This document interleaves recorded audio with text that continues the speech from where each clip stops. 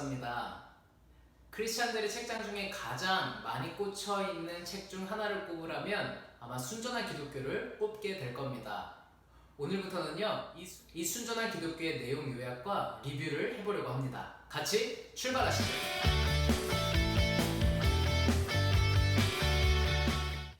C.S. 루이스에 대해서 먼저 알아보려고 해요. C.S. 루이스는 많은 분들이 알고 계시는 기독교 변증가죠.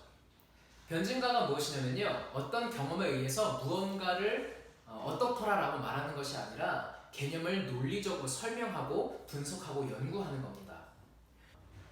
기독교 변증가라고 하면요, 기독교를 이성적 논리적으로 연구해서 왜 기독교가 진리인지를 알려주는 것이죠.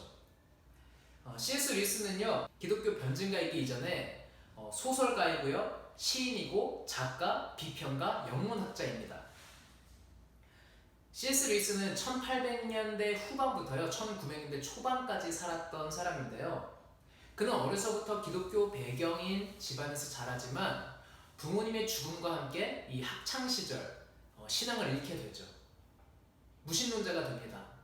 그리고 30세에 다시 회심해서 예수님을 믿게 됩니다. 그는 옥스포드와 캠브리지 대학에서 문학 교수를 역임했었고요. 문학과 철학, 사색, 글쓰기에 뛰어났던 그는 여러 권의 책을 썼습니다. 그 쓴 책들이요, 장르도 굉장히 다양해요.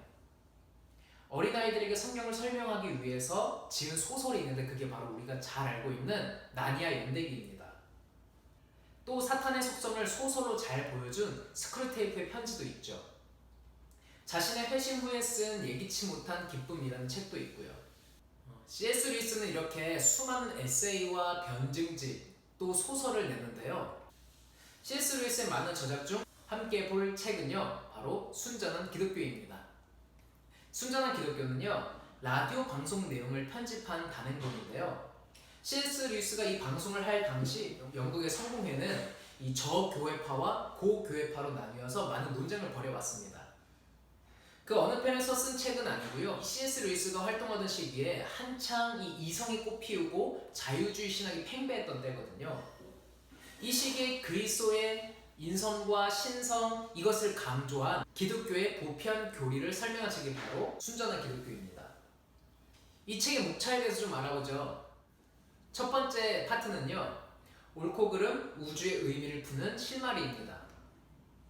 이 1장은요, 무신론자였던 그가 이성적 측면에서 기독교 신자가 아니더라도 어떻게 하나님이라는 분을 생각해 볼 수 있을지 논리적으로 적고 있어요.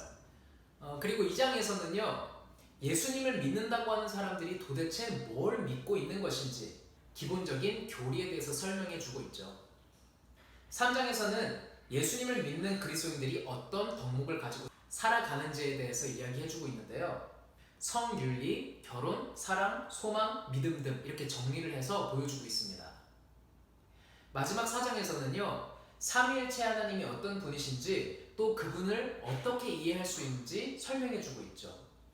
조직신학으로 따지면 신론에 해당되는 부분이 되겠네요.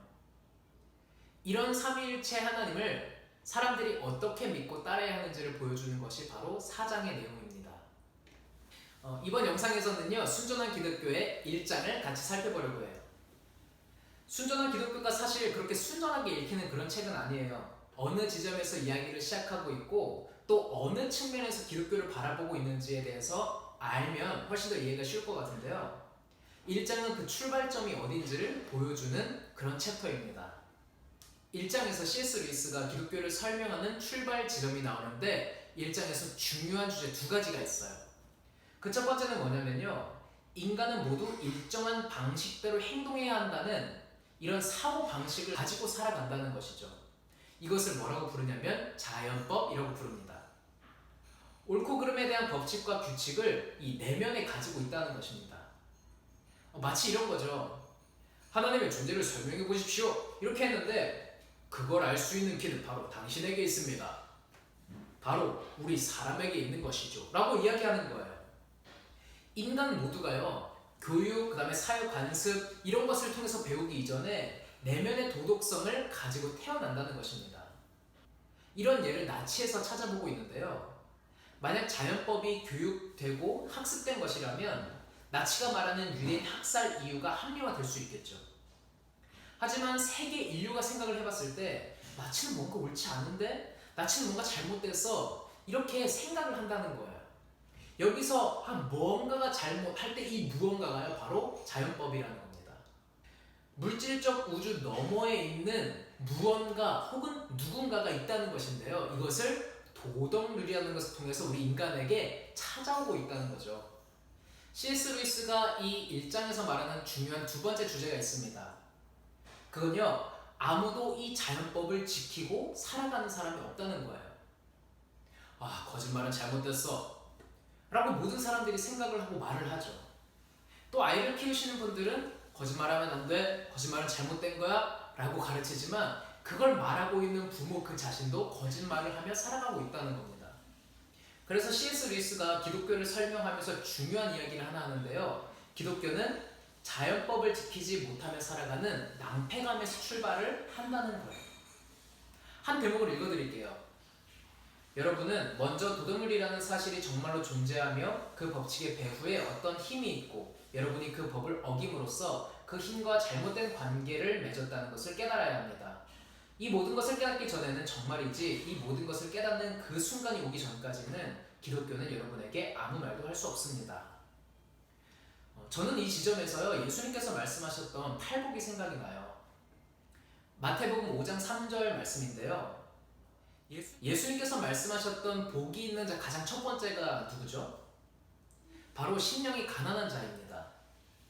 C.S. 루이스의 말을 빌리자면 자신의 심령을 바라보니 완전한 선, 완전한 도덕률, 이 자연법을 지킬 만한 능력이 자기에겐 없다는 거예요. 예수님께서 말씀하신 가난한 자는 완전히 자신의 것을 파산해버린, 그리고 자신에게는 이제 빚을 갚을 수 없는 그런 사람을 의미하고 있는 건데요. 예수님 말씀은 그런 자가 복이 있다는 겁니다. 왜냐하면 그래야 비로소 내가 선이 어떤 인격체라면 그 완전한 선의 인격을 충족시킬 도움이 필요하다.